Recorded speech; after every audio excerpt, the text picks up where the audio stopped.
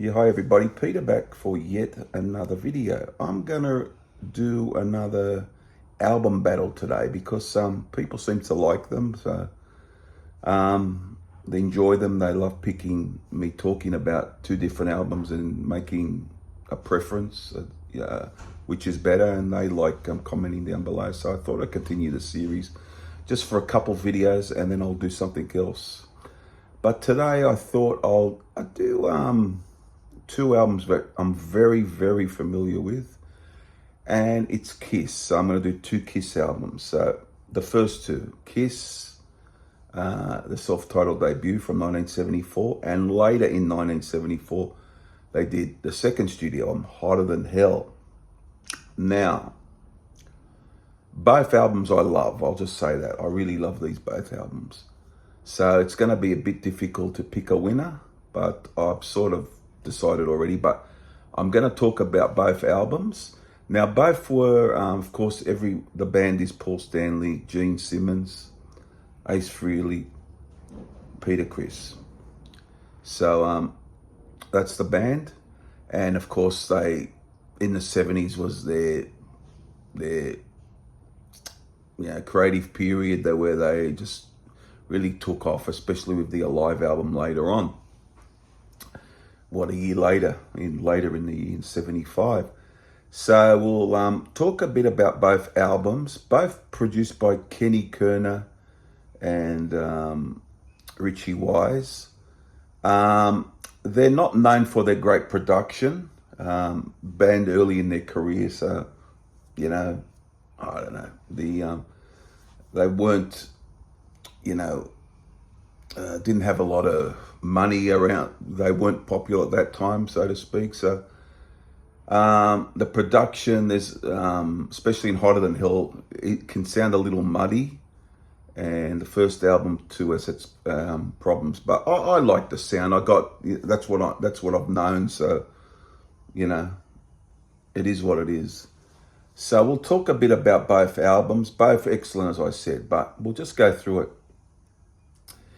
The first album recorded in New York, 10 tracks, clocks in at about 35 minutes. Originally didn't have Kissing Time, but later in the year they added it to the album. So we'll just do that the 10-song album. Starts off with a Kiss standard Strutter, Paul Stanley on the vocal.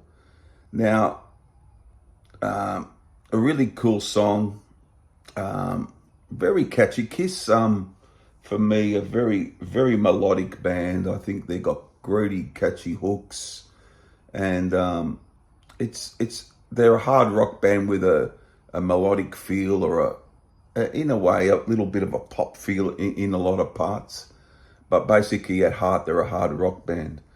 So it starts off Strutter. It's a cool track. Paul Stanley, great voice in the early days. He was just had one of the great voices, I think, in rock in the early 70s, mid 70s going on.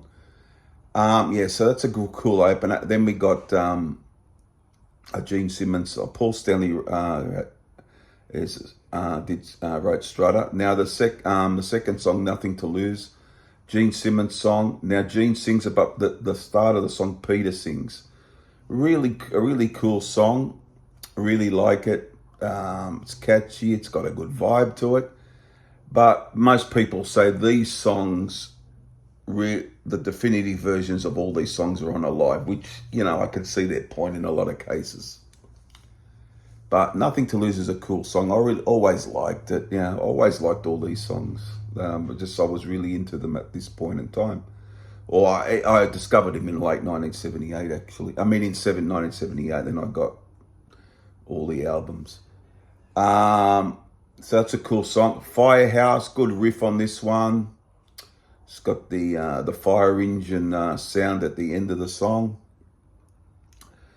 It's always been a Live favourite. They didn't do it much in the later years, I found, but it's a good song. Now, next song is Cold Gin by Ace Frehley wrote it with Gene doing. Ace didn't do any vocals at that point, so Gene did the vocal. It's a real cool song, talking about, drinking, the cheaper stuff is all I need, around the corner at the liquor store, some of the lyrics. And Ace being a drinker, typical Ace song. The live version on Alive is wonderful. It's just got it's got a great, ballsy feel to it, more than the studio. It comes off across better in this instance. But all in all, the song itself is an excellent song.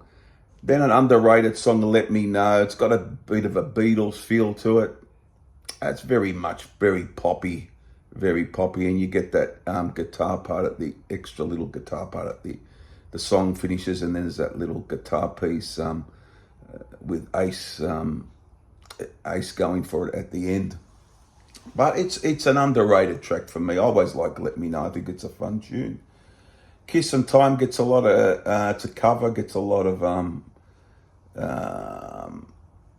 it's a lot of crap. I always liked it. I felt it flowed nicely. I think it's a good sing-along vibe to it. I think it's a cool song.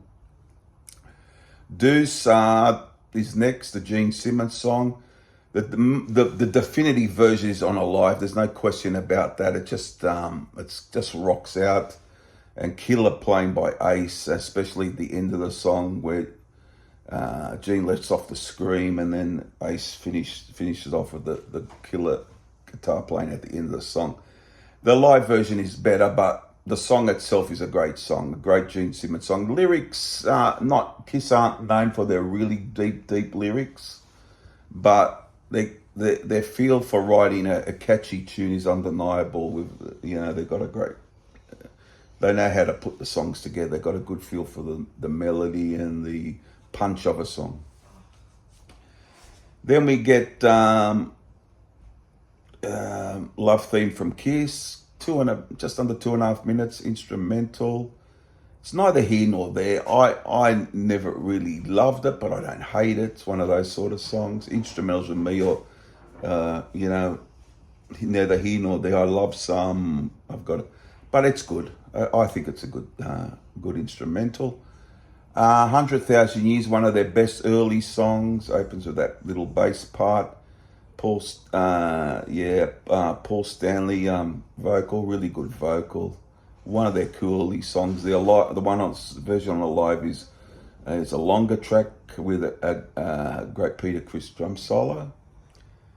And last but not least, one of their greatest early songs, Black Diamond, the Paul Stanley song. Nice slow intro with Paul, and then Peter comes in with the vocals and it rocks away.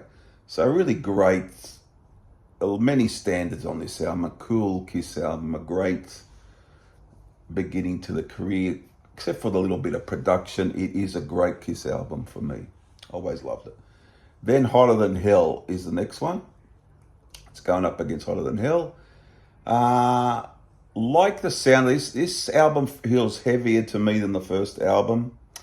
It epitomizes Kiss a lot for me. The sound of it, the packaging, the cover, says Kiss, to me anyhow. But back to the songs. Got to Choose, a good Paul Stanley song. Nice solo from Ace at the end of it. A really good opener. Parasite's a really good Ace song, really rocks out. Gene does a good job on the vocal, really cool early Kiss song, really great song. Going Blind, I always like Gene's voice on these slow ballady. It's got like it's a rock ballad, you could possibly say, like the solo from Ace. This is a really cool early deep cut for me, a really good song. Then we get Hotter Than Hell, the Paul songs. I like this a lot. It's as over time sort of faded a bit for me, but back in the day, I used to love hearing it. It's a cool song, good Paul song. Let Me Go Rock and Roll, Gene on the vocal. It's just over 2 minutes.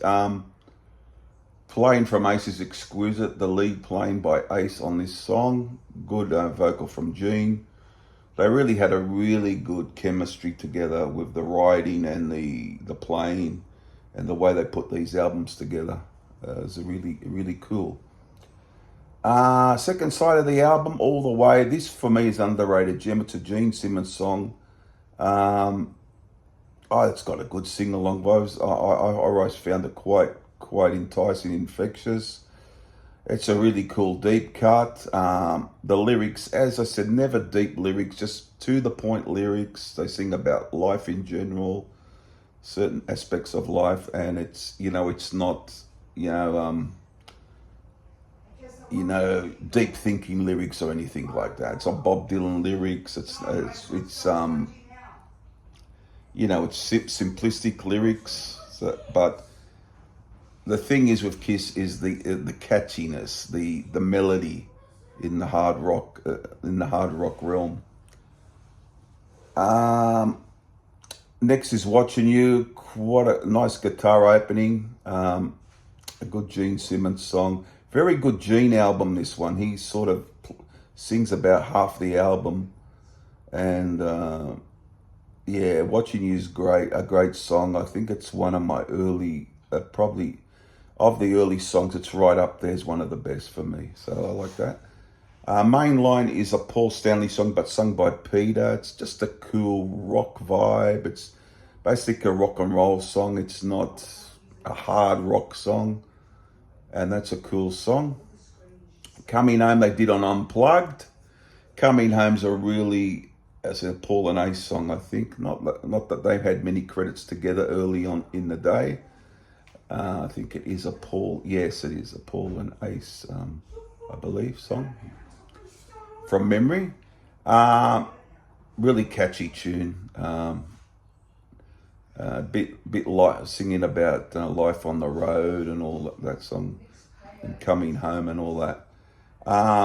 They did it Unplugged. Worked a treat on Unplugged. I thought it went over really well on Unplugged.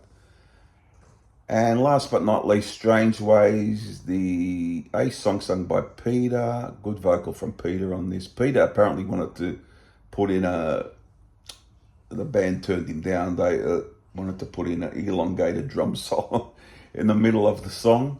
That's what I've heard. But the band went against him.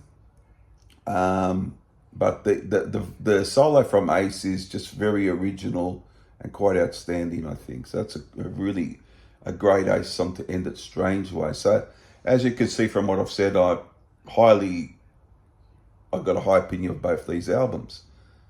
But I'm gonna pick as my favorite. Love both of them. It's quite close, this thing, but I'm gonna go Hotter Than Hell as the winner. A lot of people pick the first album, and there will be people who will pick Hotter Than Hell.